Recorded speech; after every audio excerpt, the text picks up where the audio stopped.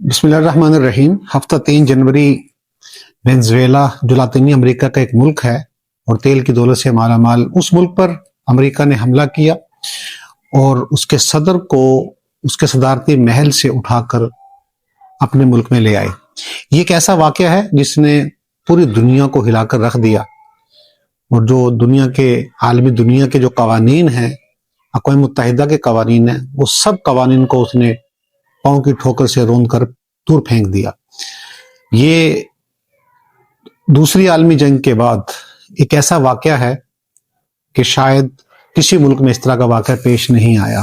ایک آزاد ملک، ایک خود مختار ملک جس کا ایک اپنا نظام اور 3 کروڑ سے زیادہ جس کی آبادی، اور دنیا میں سب سے زیادہ تیل کے ذخائر رکھنے والا ملک، اس کے سب سے بڑے عہدیدار یعنی صدر کو اس طرح اٹھا لیا جانا، یہ کوئی معمولی واقعہ نہیں ہے، کوئی عام واقعہ نہیں ہے۔ اس سے پوری دنیا پر یہ بات ثابت ہوئی کہ دنیا میں اب قوانین، اصول، ضابطے وہ سب ایک طرف ہیں، اب صرف ایک ہی اصول چلے گا، وہ ہے طاقت کا قانون، وہ ہے طاقت کا اصول، کہ جس کے پاس قوت اور طاقت ہے وہ باقی رہے گا، وہ سروائیو کرے گا۔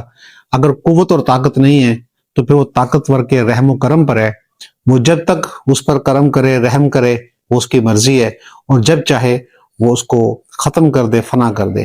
یہ جنگل کا قانون بننے والی بات ہے، جنگل کے دستور بننے والی بات ہے۔ جیسے جنگل میں طاقت کا دستور ہوتا ہے، شیر طاقتور جانور ہے، وہ جب چاہے جس جانور کو ہڑپ کر لے، جس جانور کو چاہے وہ ختم کر دے۔ تو دنیا میں بھی اب یہی ایک اصول جو ہے وہ بننا شروع ہو گیا کہ طاقتور وہ سروائیو کرے گا اور کمزور وہ اس کے رحم و کرم پر ہوگا۔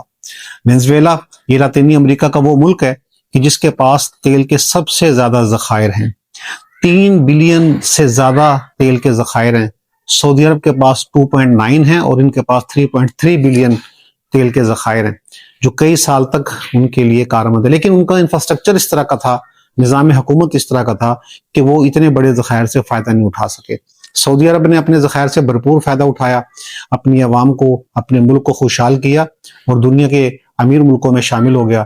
وینزویلا کے پاس اس سے زیادہ ذخائر تھے لیکن وہ اس سے مستفید نہیں ہو سکا، اور اس کا نقصان یہ ہوا کہ امریکہ نے اس پر حملہ کر کے نہ صرف ان کے نظام کو اس نے تہس نہس کر دیا، اس کے صدر کو اغوا کر لیا، بلکہ اب اس کا کنٹرول بھی براہ راست امریکہ کے پاس آ گیا۔ وہ اپنی مرضی کی حکومت وہاں پہ قائم کرے گا، اپنی مرضی کا سربراہ وہاں پر تعینات کرے گا اور پھر اس کے ذخائر سے مستفید ہوگا۔ اور امریکی صدر ڈونلڈ ٹرمپ نے یہ واضح بھی کیا کہ جو تیل کے ذخائر ہیں اب امریکہ وینزویلا کے ان ذخائر کو استعمال کرے گا اور اس کی کسٹڈی میں ہوں گے۔